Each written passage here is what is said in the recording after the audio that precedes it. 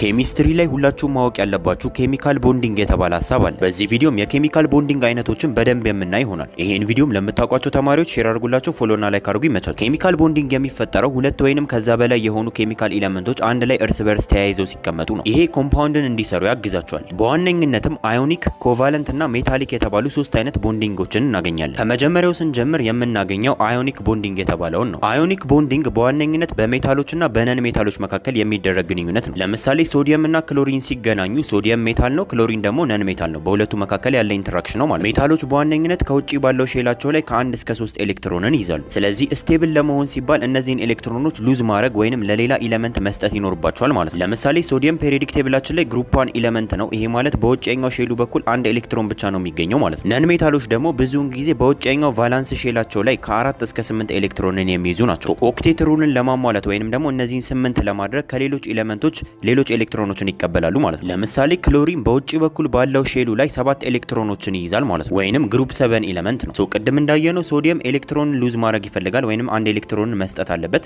ክሎሪን ደግሞ አንድ ኤሌክትሮን መቀበል አለበት ማለት ነው። ሶዲየም አንድ በመስጠት ክሎሪን ደግሞ አንድ በመቀበል እርስ በርስ ተያይዘው የሚቀመጡልን ይሆናል። ሶዲየም ኤሌክትሮንን ስለሰጠ ፖዚቲቭ አየን ይሆናል፣ ክሎሪን ደግሞ ኔጌቲቭ አየን ይሆናል ስለተቀበለ ማለት ነው። ኤሌክትሮንን የሚሰጡ ሜታሎች ሁልጊዜም ፖዚቲቭ አየን ሲሆኑ የሚቀበሉ ደግሞ ኔጌቲቭ አየኖች ይባላሉ።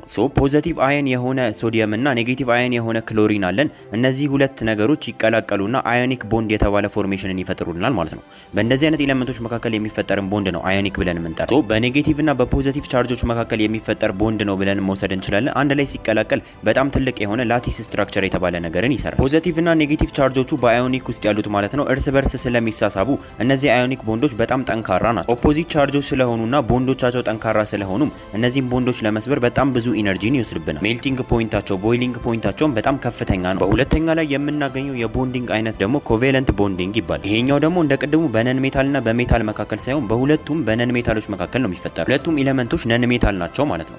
ለምሳሌ በእኛ ኬዝ ሃይድሮጂን እና ኦክሲጅንን ብንወስድ ሃይድሮጂንም ነን ሜታል ነው፣ ኦክሲጅንም ነን ሜታል ነው ማለት ነው። ልክ እንደ ቅድሙ ሁሉም አተሞች በውጪ በኩል ያለው ኤሌክትሮኒክ ኮንፊግሬሽናቸው ሙሉ እንዲሆን ይፈልጋሉ።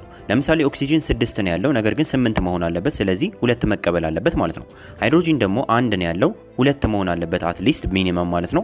ስለዚህ አንድ ኤሌክትሮን መቀበል አለበት ማለት ነው። ነገር ግን ልክ እንደ አዮኒክ ቦንዲንግ አንዱ ለሌላው ቀጥታ ሳይሆን የሚሰጠው፣ ለምሳሌ ቅድም ሶዲየም ለክሎሪን ነበር የሰጠው፣ እንደዛ ሳይሆን ሁለቱም አንድ ኤሌክትሮንን በጋራ የሚጠቀሙ ይሆናል። አዮኒክ ቦንዲንግ ላይ ቅድም ሶዲየም ነበር ለክሎሪን ሙሉ በሙሉ የሰጠው፣ አሁን ግን ሼር ነው የሚያደርጉት፣ ሁለቱም በጋራ የሚጠቀሙት ይሆናል። ስለዚህ ሁለት ሃይድሮጂኖች ጋር ስለሆነ ቦንድ ያደረገው ሃይድሮጂኖቹም ሁለት ይኖራቸዋል፣ ኦክሲጅኑም 2 ነበር የሚጎለው። ከሁለቱም ሃይድሮጂን አንድ በመውሰድ 8 በመሆን ተረጋግቶ ይቀመጣል ማለት ነው። ሼር የተደረጉት ኤሌክትሮኖች ኔጌቲቭ ቻርጅን ያላቸው በመሃል